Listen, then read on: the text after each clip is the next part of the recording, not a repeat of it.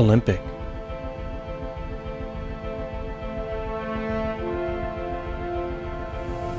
Titanic.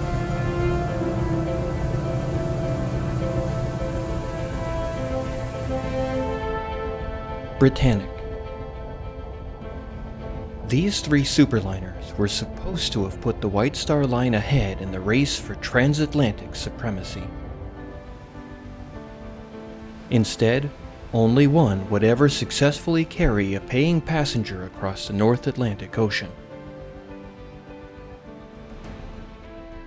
While Titanic famously sank on her maiden voyage in April 1912, the youngest sister ship, Britannic, ended up serving as a hospital ship during World War I. She would be sent to the Mediterranean in order to bring wounded troops home to England from the fronts there. Commissioned as HMHS Britannic and bearing the transport number G608, she successfully completed 3 round-trip voyages to the Mediterranean and back to Southampton again, carrying thousands of wounded troops safely to England between December 1915 and April 1916. She was subsequently laid up and returned to Belfast, where work resumed at slowly finishing her up as a passenger liner. However, as the fronts in the Mediterranean heated back up that summer, Britannic's services were needed once again. The ship was recalled on August 28, 1916, and it seems that at that point her transport ID number changed from the original G608 to G618. She made 2 more successful trips to the Mediterranean starting on September 24, 1916. However, the ship's 6th voyage, departing from Southampton on November 12, 1916, would end in catastrophe. On the brilliant sunny morning of November 21, 1916, Britannic struck a mine in the Kia Channel. The damage caused by the explosion was severe. It also came at a particularly poor time of day, for many of the stokers and trimmers were changing shift just then, and many watertight doors were open at the moment of impact as crew members moved from their quarters to the stokeholds, or vice versa. Some of these critical watertight doors could not subsequently be closed. It seems that the explosion had shifted some of them in their track so that they stayed stubbornly open, allowing water to flood otherwise undamaged compartments. Britannic sank heavily by the head and listed to starboard. It soon became clear that all of her advanced safety systems, which had been redesigned and improved to withstand the damage that Titanic had suffered in 1912, were going to prove horrifically ineffective. The evacuation process began. At the time, the ship was carrying a crew of 673, along with 313 RAMC staff and 76 nurses, for a total of 1,062 souls on board.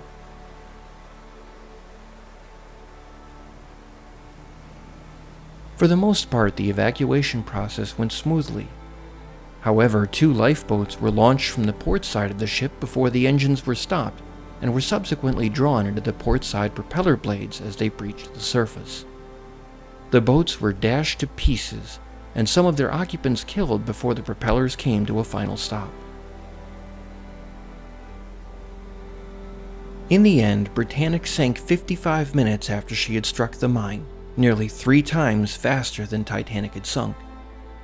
There were 30 casualties in the sinking, 21 crew, 1 officer, and 8 RAMC personnel. Because of her short service career and its unusual nature, photographs of Britannic are hard to find, and the few that are known to exist tend to be seen rather often. It was thus a pleasant surprise to us when our colleague Joshua Andersen-Raymer managed to find 2 previously unknown archival photos of Britannic. He has shared them with us for this episode. The first photo shows Britannic in Muidreau Harbor with a number of other vessels, including 3 smaller hospital ships.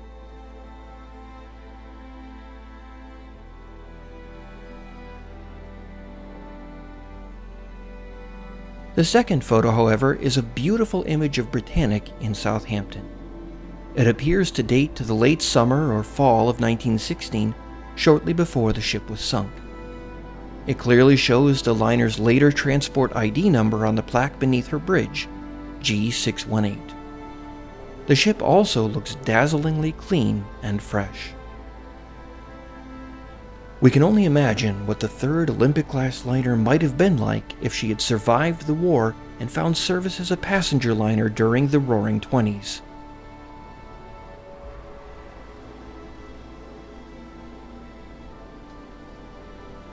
Instead, Britannic's wreck lies on the floor of the Kia Channel, in waters that she was never meant to sail in, a victim of a war that changed the world forever.